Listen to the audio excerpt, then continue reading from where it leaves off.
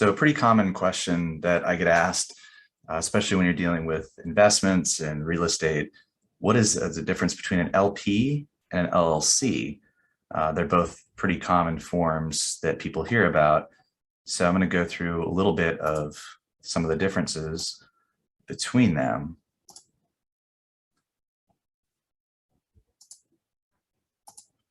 So what exactly is an LP or an LLC? People hear these terms, but they don't really know exactly what they mean. An LP is a limited partnership. LLC is a limited liability company.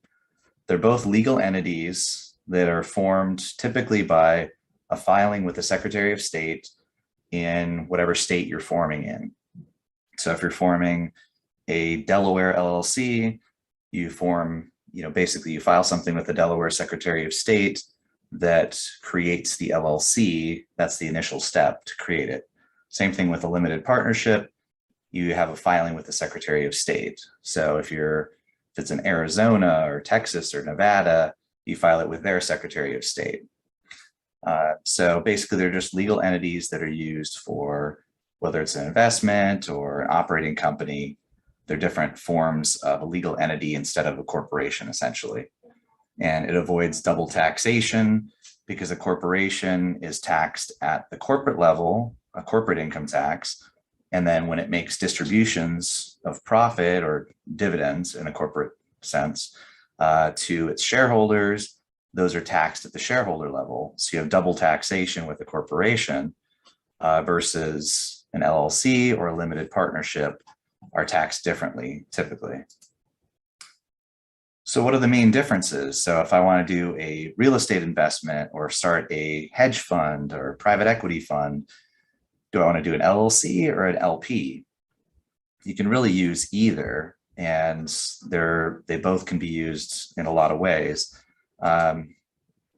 There's flexibility in both. A limited partnership or an LLC can be used as a fund to invest in. LPs have been around for a lot longer. An LLC is a creation of statute, and only over the last 20 or 30 years have they become more prevalent. Previously, limited partnerships were the main way that people invested into various types of investments. So the LLC has gotten more popular because it's very flexible. So an LLC can be treated in lots of different ways, depending on how it's structured. It doesn't necessarily have to be exactly like a limited partnership, but it can have a lot of the same features. In terms of the number of owners, an LLC can be created just with one owner. It can be a single member LLC, or it can have multiple members, 2, 3, 10, 50, how many ever you need. An LP, a limited partnership, in order for it to be created, it has to have a limited partner and a general partner. So there's a minimum of 2 owners that have to be part of a limited partnership for it to be formed. But there's no limit on, you can have 50 or 100 limited partners or 5 general partners. It's pretty flexible in how you set that up. One of the biggest issues or the reasons that people use LPs and LLCs is liability protection. So there's a level of protection so that your personal assets are not subject to investor lawsuits, creditors coming after you, things like that. So an LP, you have to have a limited partner and a general partner involved as owners. So the general partner of a limited partnership has unlimited liability. So if the general partner is John Smith of this LP, and something happens and the LP gets sued, they can go after the general partner, John Smith, personally and all of his assets. So that's why typically in an LP structure, you'll see an LLC created to become the general partner.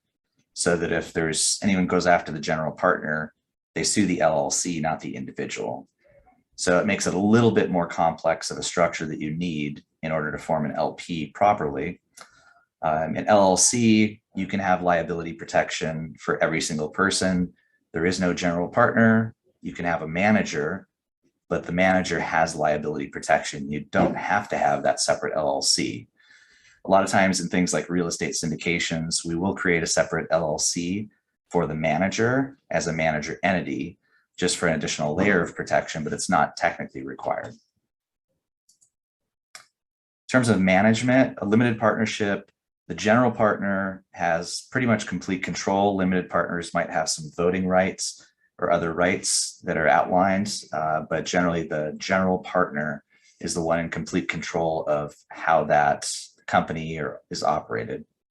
An LLC can be managed by its owners, which are called members, or you can elect manager, a board of managers with multiple.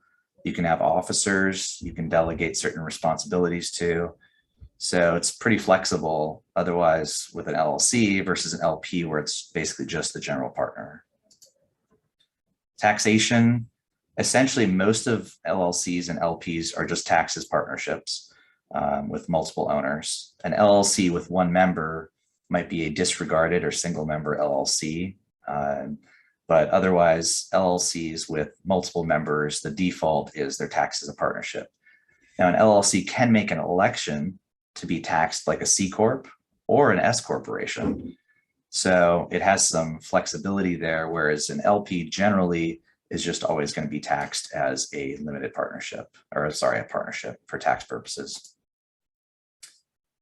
And the governing documents are going to be pretty similar if you look at them, but technically an LLC is covered by a company or operating agreement, limited liability company agreement, and a partnership is the limited partnership agreement. And those are just written documents that outline management, ownership, rights, responsibilities of the owners and managers of the company. But otherwise, they're very similar in look, just the name is going to be different, operating agreement versus LP or limited partnership agreement. So that's just kind of a quick summary of some of the main differences, although they're very similar and can be used sometimes interchangeably.